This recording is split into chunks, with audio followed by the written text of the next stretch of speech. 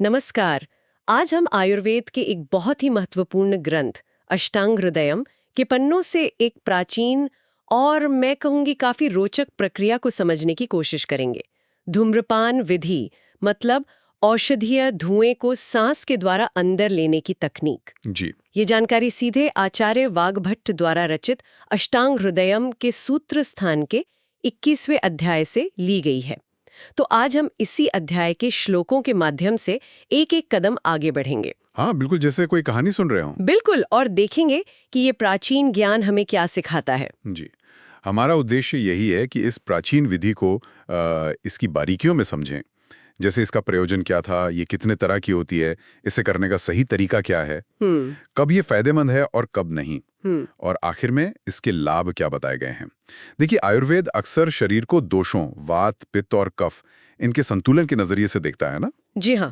पे धूम्रपान विधि खासतौर पर शरीर के ऊपरी हिस्से मतलब गर्दन और सिर में बढ़े हुए वात और कफ दोषों को संतुलित करने पर केंद्रित है। अच्छा, तो चलिए इस ज्ञान यात्रा की शुरुआत करते हैं। सबसे पहला सवाल जो मन में आता है वो ये कि आयुर्वेद ने इस तरह की धूम्रपान प्रक्रिया का जिक्र क्यों किया? इसका असली मकसद क्या था? हाँ, ये सवाल सीधा हमें पहले श्लोक पर ले जाता है, जो इसका प्रयोजन मतलब इसका पर्पस बिल्कुल साफ करता है। श्लोक इस प्रकार है। संस्कृत।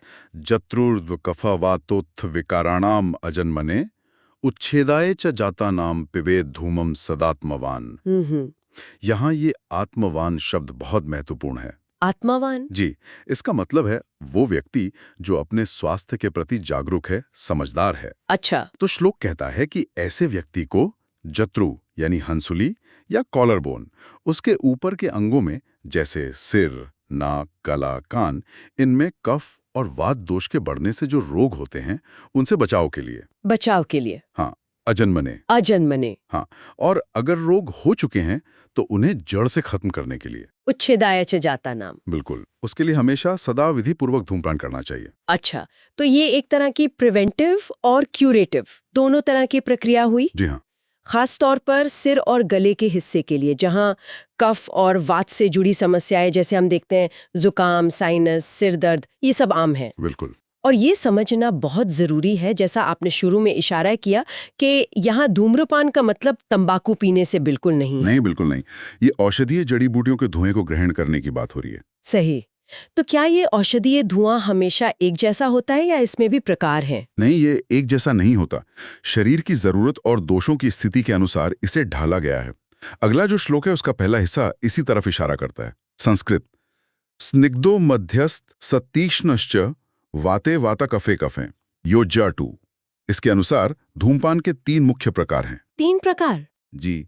पहला है स्निग्ध धूम। इसे मृदु या ब्रेहण मतलब पोषण देने वाला भी कहते हैं। इसका प्रयोग तब होता है जब केवल वात दोष बढ़ा हो, मतलब सूखापन, हल्कापन या दर्द जैसी समस्याएं हों। ओके, वात के लिए स्निग्ध। दूसरा है मध्य धूम। इसे शमन यानी संतुलित करने वाला या प्रायोगिक मतलब आमतौर पर प्रयोग किए जाने वाला कहते हैं। अच्छा। ये तब प्रयोग होता है जब वात और कफ दोनों दोष मिले हुए हों। वात कफ मिक्स हो तो मध्यम, ठीक है। और तीसरा है तीक्ष्ण धूम।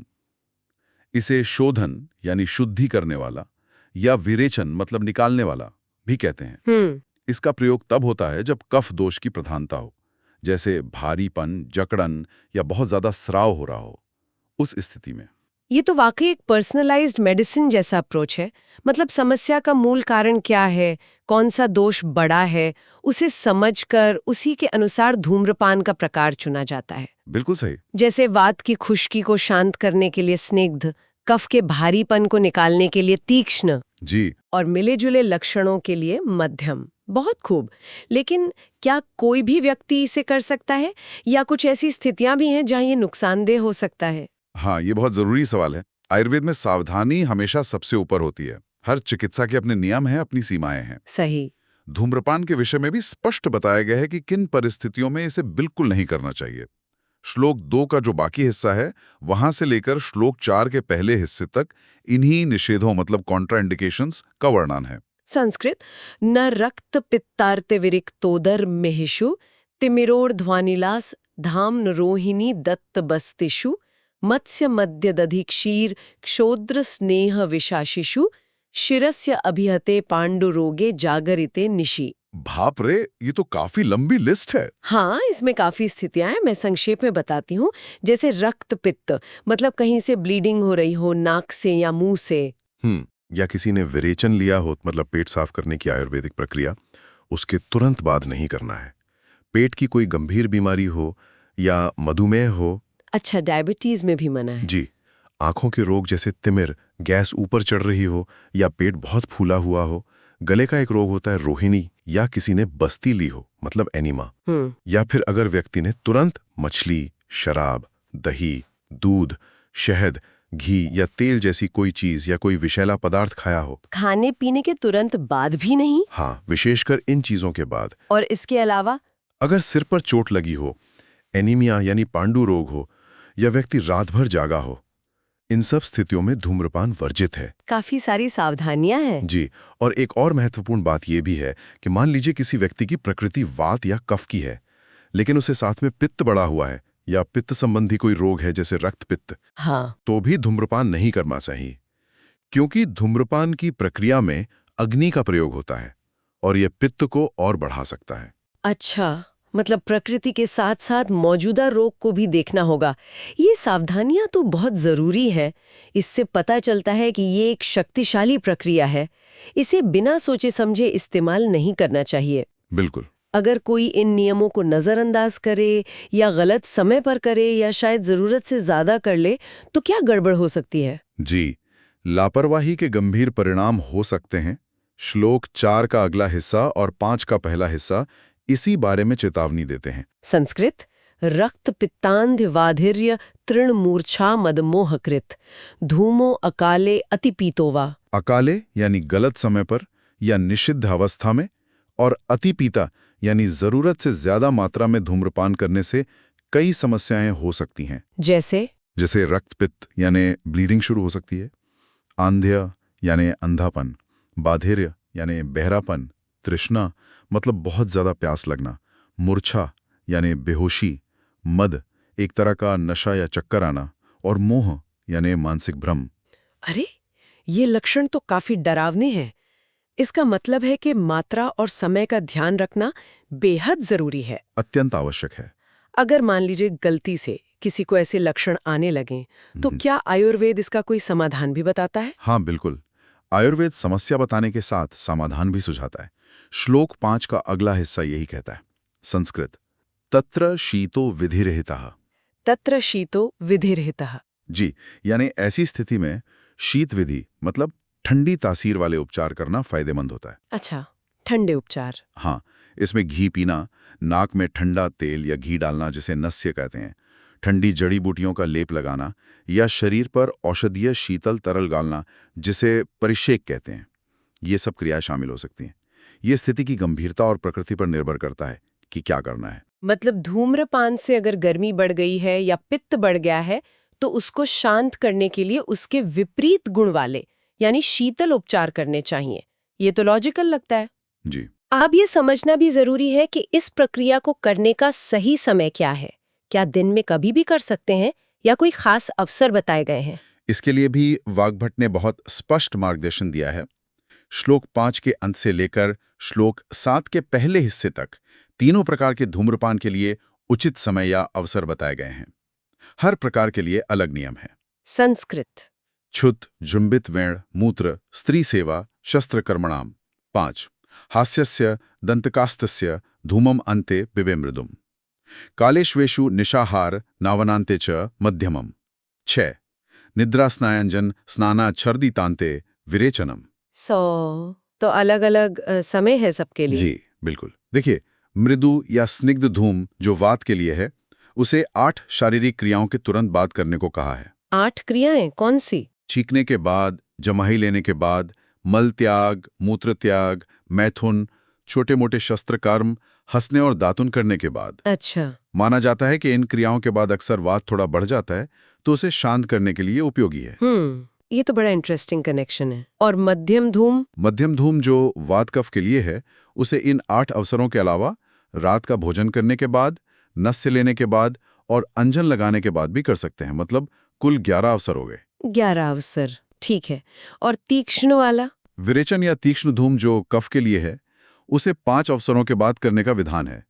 सोकर उठने पर, नस से लेने के बाद, अंजन लगाने के बाद, स्नान करने के बाद और वमन यानी उल्टी करने के बाद। अच्छा, ये क्रियाएं अक्सर शरीर में कफ को ढीला करती हैं, तो उसे निकालने में तीक्ष्ण धूम मदद करता है। ये तो कमाल की बारीकी है। हर प्रकार के धूम को विशेष शारीरिक अवस्थाओं या क्रियाओं से जोड़ा गया है ताकि उसका प्रभाव बिल्कुल सटीक हो। जी हाँ, बहुत वैज्ञानिक सोच है इसके पीछे। अब ये बताइए कि इस धूम्रपान को करने के लिए किस तरह के उपकरण का इस्तेमाल होता था? कोई खास पाइप या नली? जी हाँ, इसके लिए एक विशेष नली का प्रयोग होता था, जिसे धूम नेत्र कहा गया है। श्लोक 7 का बाकी हिस्सा और 8 का पहला हिस्सा इसका वर्णन करते हैं। संस्कृत। बस्ती नेत्र समुद्रव्यम त्रिकोशम कार्ये द्रिजु मूलाग्रे अंगुष्ठ कोलास्थि प्रवेशम धूमनेत्रकम। धूमनेत्र। हाँ, ये उसी पदार्थ का बना होना चाहिए जिससे बस्ती नेत्र यानी एनेमा की नली बनती है, जैसे सोना या दूसरी धातुएं, लकड़ी, हड्डी या बांस। अच्छा। ये त्रिकोश मतलब 3 गांठों या खंडों वाला होना चाहिए और बिल्कुल सीधा, ऋजु। 3 गांठें क्यों? इसका कारण आगे स्पष्ट होगा। और इसके छेदों का माप भी बताया है। जो मूल भाग है, जहां वर्ती लगाई जाती है, वो अंगूठे जितना चौड़ा हो, और अगला सिरा जहां से धुआं खींचा जाता है, वो बेर की गुठली कोलास्थि जितना संकरा हो। 3 गांठें, सीधा आकार और अलग-अलग चौड़ाई वाले सिरे। इस डिजाइन के पीछे जरूर कोई खास वजह होगी। क्या इन नलियों की लंबाई भी मायने रखती थी? बिल्कुल, लंबाई भी धूम के प्रकार के अनुसार अलग-अलग होती थी, और इसे मापने का पैमाना भी बड़ा व्यक्तिगत था। पीने वाले की अपनी उंगलियों की चौड़ाई यानी अंगुल। अपने उंगलियों से? जी। श्लोक 8 का बाकी हिस्सा और 9 का पहला हिस्सा इस प्रकार है। संस्कृत। तीक्ष्ण स्नेहन मध्येषु त्रीणि चत्वाति पंचच एट अंगुलानाम क्रमात् पातुहु प्रमाणे नाष्टकानि तत्। अच्छा, तो ये क्या कहता है? इसका मतलब है तीक्ष्ण धूम के लिए नली 3 गुणा 8 यानी 24 अंगुल लंबी होनी चाहिए। 24 अंगुल। स्नेहन यानी स्निग्ध धूम के लिए 4 गुणा 8 यानी 32 अंगुल। 32 अंगुल। और मध्यम धूम के लिए 5 गुणा 8 यानी 40 अंगुल लंबी। 24, 32, 40 अंगुल, अलग-अलग लंबाई। जी।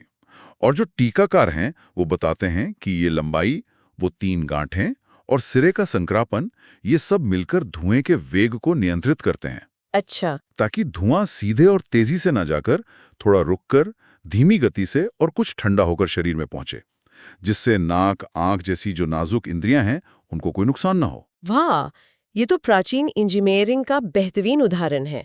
सुरक्षा और प्रभावशालीता दोनों का ध्यान रखा गया है। जी हाँ, बिल्कुल। ये समझना बहुत दिलचस्प है कि कैसे डिजाइन के माध्यम से ही सुरक्षा सुनिश्चित की जा रही थी। अब आते हैं इसे करने की सही विधि पर। धुएं को ग्रहण कैसे करना है? विधि भी बहुत स्पष्ट रूप से बताई गई है श्लोक 9 के बाकी हिस्से और 10 के पहले हिस्से में। संस्कृत। ऋजु पविष्टस्त चेता विव्रता स्यः त्रिपर्ययम् पिधाय छिद्र में कैकम धूमम नासिकया पिबेत। क्या करना है? विधि इस प्रकार है। सीधा तनकर बैठें, ऋजु पविष्टः, मन को पूरी तरह एकाग्र रखें, तच्चेताः, मुंह थोड़ा खुला रखें, विव्रतास्यः। ठीक है। फिर एक नाक के छेद को उंगली से बंद करके पिधाय छिद्र में गैकम, दूसरे छेद से धुएं को अंदर खींचें, नासिकया पिबेत। एक नाक से खींचना है? जी। इसके बाद दूसरे छेद को बंद करके पहले वाले से खींचें। ये प्रक्रिया 3 बार दोहराएं, त्रिपर्ययम्। 3 बार मतलब एक बार बाएं से, एक बार दाएं से, ये एक चक्र हुआ? हाँ, बिल्कुल। इस तरह के 3 चक्र करने हैं। अच्छा, 3 चक्र, यानी एकाग्रता और सही पोस्चर के साथ बारी-बारी से दोनों नॉस्ट्रल्स से धुएं को 3 चक्रों में खींचना है। लेकिन क्या हमेशा नाक से ही धुआं लेना है या कभी मुंह से भी ले सकते हैं? इसमें कोई विशेष नियम है? हाँ, इसमें परिस्थिति के अनुसार थोड़ा अंतर है। ये दोषों की स्थिति और चिकित्सा के लक्ष्य पर निर्भर करता है। श्लोक 10 का बाकी हिस्सा और 11 का पहला हिस्सा इसे स्पष्ट करते हैं। संस्कृत। प्राक पिबे नासोत्क्लिष्टे दोषे घ्राण शिरोगते दश उत्क्लेशनार्थम वक्त्रेण विपरीतम तु कंठगे। अच्छा, तो क्या फर्क है? देखिए, अगर नाक या सिर में दोष पहले से ही ढीले हैं, बड़े हुए हैं, उत्कृष्ट, तो उन्हें बाहर निकालने के लिए पहले नाक से धुआं खींचना चाहिए। निकालने के लिए नाक से, ठीक है। लेकिन अगर दोषों को उनके स्थान से ढीला करना उत्क्लेशन मुख्य उद्देश्य हो तो पहले मुंह से धुआं खींचना चाहिए, फिर नाक से। अच्छा, ढीला करने के लिए पहले मुंह से। जी। और अगर दोष गले में फंसे हों, कंठ के, तो स्थिति इसके विपरीत होती है, यानी पहले नाक से धुआं खींचना चाहिए, फिर मुंह से। वाह, ये तो बहुत ही सूक्ष्म निर्देश है। ये दिखाता है कि चिकित्सक को दोषों की स्थिति का कितना सटीक ज्ञान होना चाहिए था। बिल्कुल। धुआं अंदर लेने के बाद उसे बाहर निकालने का क्या नियम है? इसका नियम बहुत सरल और स्पष्ट है। श्लोक 11 के अगले हिस्से में दिया गया है।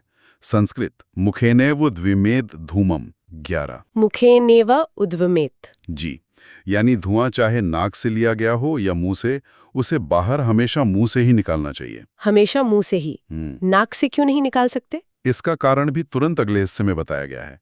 संस्कृत नास्या दृग्विघातकृत 11। नास्या दृग्विघातकृत मतलब क्योंकि नाक से धुआं बाहर निकालने पर वह ऊपर की ओर जा सकता है और दृष्टि यानी आंखों की रोशनी को नुकसान पहुंचा सकता है। दृग्विघातकृत, दृष्टि का नाश करने वाला। ओह, आंखों की सुरक्षा का कितना ध्यान रखा गया है। ये तो बहुत महत्वपूर्ण बात है। जी हाँ। अच्छा, एक बार की प्रक्रिया में कितनी बार धुआं खींचना और छोड़ना है? आपने 3 चक्रों का जिक्र किया था। हाँ, श्लोक 12 का पहला भाग कहता है, आक्षेप मोक्षः पातव्यो धूमस्तु त्रिस्त्रिभिस्त्रिभे। आक्षेप मोक्ष मतलब खींचना और छोड़ना। त्रिस्त्रिभिस्त्रिभे की व्याख्या थोड़ी अलग अलग मिलती है, लेकिन जैसा हमने पहले विधि में समझा, त्रिपर्ययम, इसका व्यावहारिक अर्थ यही है कि 3 चक्र करने हैं। ठीक है, तो 3 चक्रों में ये प्रक्रिया पूरी होती है। अब ये बताएं कि दिन भर में से कितनी बार किया जा सकता है? इसकी आवृत्ति, फ्रीक्वेंसी भी धूम के प्रकार पर निर्भर करती है, जैसा श्लोक 12 के बाकी हिस्से और 13 के आरंभ में बताया गया है। संस्कृत अहना पिबेत स्निग्धम द्विमध्यम शोधनम परम 12। त्रिश्चतुर्वा। अच्छा, तो क्या है आवृत्ति? स्निग्ध धूम दिन में केवल 1 बार करना है। सकृत सिर्फ 1 बार। मध्यम धूम दिन में 2 बार, द्वि 2 बार। और शोधन यानी तीक्ष्ण धूम दिन में 3 या जरूरत पड़ने पर 4 बार भी कर सकते हैं। त्रिचतुर्वा 3 या 4 बार। ये जानकारी बहुत काम की है। अब हम उस हिस्से पर आते हैं जिसका शायद सभी को इंतजार होगा। आखिर इन धूम्रवर्तियों में होता क्या था? किन जड़ी बूटियों का इस्तेमाल होता था? ये बहुत उत्सुकता जगाता है। हाँ बिल्कुल। ग्रंथ में 3 प्रकार के धूम के लिए सामग्री की विस्तृत सूची दी गई है। मैं संक्षेप में बताता हूं कि हर प्रकार में किस तरह की चीजें इस्तेमाल होती थीं, जिससे उनका उद्देश्य समझ आए। जी। तो सबसे पहले मृदु या स्निग्ध धूम, श्लोक 13-15। इसमें मुख्य रूप से पौष्टिक, चिकनाई देने वाले और वात को शांत करने वाले द्रव्य हैं। जैसे? उदाहरण के लिए अगुरु, गुगुलू, विभिन्न प्रकार के गोंद जैसे गुग्गुल, शल्लकी, सुगंधित जड़ें और लकड़ियां जैसे जटामांसी, खस, दालचीनी, मुलेठी, कुछ फल और मेवे, और सबसे महत्वपूर्ण घी, वसा, मज्जा जैसे स्निग्ध पदार्थ। श्लोक में आता है स्नेह फलानाम मेदो मज्जा वसाघृतम। घी, फैट, बोन मैरो, इनका उद्देश्य सूखेपन को दूर करना और पोषण देना है। बिल्कुल। अब आते हैं शमन या मध्यम धूम पर, श्लोक 16-17। इसमें वात और कफ दोनों को संतुलित करने वाले सौम्य प्रकृति के द्रव्य हैं, जैसे कुछ खास पेड़ों की छाल, बरगद, पीपल, गूलर, लोद्र। श्लोक में है न्यग्रो दोद्दुम्बराश्वत्थ, लाख, लाक्षा, कमल, कमलोत्पलम, शक्कर, सिता, मुलेठी, यष्टिमधु और अन्य सुगंधित द्रव्य। ये न ज्यादा रूखे होते हैं न ज्यादा चिकने, संतुलन बनाने वाले। संतुलन के लिए, ठीक है। और तीसरा तीक्ष्ण या शोधन धूम, श्लोक 17-18। इसमें तेज कफ को निकालने वाले और स्रोतों मतलब बॉडी चैनल्स को खोलने वाले द्रव्य होते हैं। अच्छा, तेज असर वाले। हाँ, जैसे ज्योतिष्मती, हल्दी, निशा, दशमूल की औषधियां, दशमूल, मेंसिल, हड़ताल जैसे खनिज, मनोहालम, त्रिफला, फलत्रयम, और मूर्ध विरेचन गण की तीक्ष्ण औषधियां जैसे अपामार्ग। इनका काम जमे हुए कफ को बाहर निकालना है। ये वर्गीकरण देखकर साफ पता चलता है कि हर धूम का अपना एक खास मकसद था और उसी के अनुरूप जड़ी बूटियों का चयन किया गया था। स्निग्ध पोषण के लिए, मध्यम संतुलन के लिए और तीक्ष्ण सफाई के लिए। बिल्कुल सही समझा आपने। अब ये बताइए कि इन जड़ी बूटियों से वो पीने लायक वर्ती या स्टिक बनती कैसे थी? क्या इसकी भी कोई विधि है? पहले हिस्से में है। ये प्रक्रिया काफी ध्यान से करने वाली है। संस्कृत? जले स्थिता महोरात्रम ईशिकाम द्वादशांगुलाम पिष्ठेर धूमो शधैरेवम पंचकृत्वा प्रलेपयेत। 19 वर्तिरंगुष्ठकस्थूला यवमध्या यथा भवेत छाया शुष्काम विगर्भाम पाम स्नेहाभ्यक्ताम यथा यथम। 20 धूम नेत्रार्पिताम पातुम अग्निपृष्टाम प्रयोजयेत। बापरे, इतने सारे स्टेप्स! क्या है ये प्रक्रिया संक्षेप में?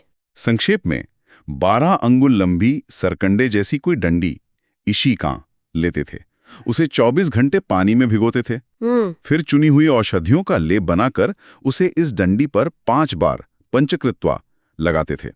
हर बार सुखाकर 5 बार लेप लगाना है। जी। वर्ती को अंगूठे जितना मोटा और बीच में जौ जैसा पतला यवमध्या आकार देते थे। फिर इसे छाया में सुखाते थे, छाया शुष्का। धूप में नहीं, छाया में। हाँ, और सूखने पर बीच की डंडी निकाल देते थे विगर्भाम, ताकि ये खोखली हो जाए। अच्छा, खोखली स्टिक बन गई। जी। फिर इस पर जरूरत के अनुसार, मतलब धूम के प्रकार के अनुसार घी या तेल लगाते थे। स्नेहाभ्यक्ताम यथायथम। फिर इसे धूम नेत्र में फिट करके आगे से आग से सुलगाकर अग्निप्लुष्टाम पीने के लिए तैयार करते थे। वाकई बहुत ही व्यवस्थित और श्रम साध्य प्रक्रिया है ये। काफी मेहनत लगती होगी। हाँ, विधि तो विस्तृत है। क्या किसी खास बीमारी, जैसे मान लीजिए खांसी के लिए कोई अलग या विशेष विधि भी बताई गई है? हाँ, खांसी यानी कास के लिए एक विशेष विधि का वर्णन है श्लोक 21 के बाकी हिस्से और 22 के पहले हिस्से में। संस्कृत: शराव संपुट छिद्रे नाड़ीम न्यस्य दशांगुलम 21 अष्टंगुलम वा वक्त्रेण कासवान धूममापिबेत। शराव संपुट, ये क्या होता है? शराब संपुट मतलब 2 मिट्टी के कटोरी जो एक दूसरे पर फिट हो जाएं। एक तरह का ढक्कन वाला कटोरा समझ लीजिए। अच्छा। तो नीचे वाले कटोरे में दहकते कोयले रखते थे, उन पर खांसी की दवा का पाउडर या गोली, घी या तेल मिली हुई डालते थे। ऊपर वाले कटोरे से ढक देते थे, जिसमें बीच में एक छेद होता था।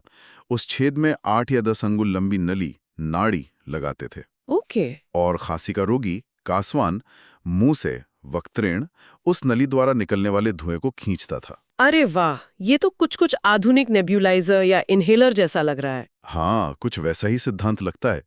नियंत्रित तरीके से औषधीय धुएं को सीधे फेफड़ों तक पहुंचाने की विधि। बहुत प्रभावशाली।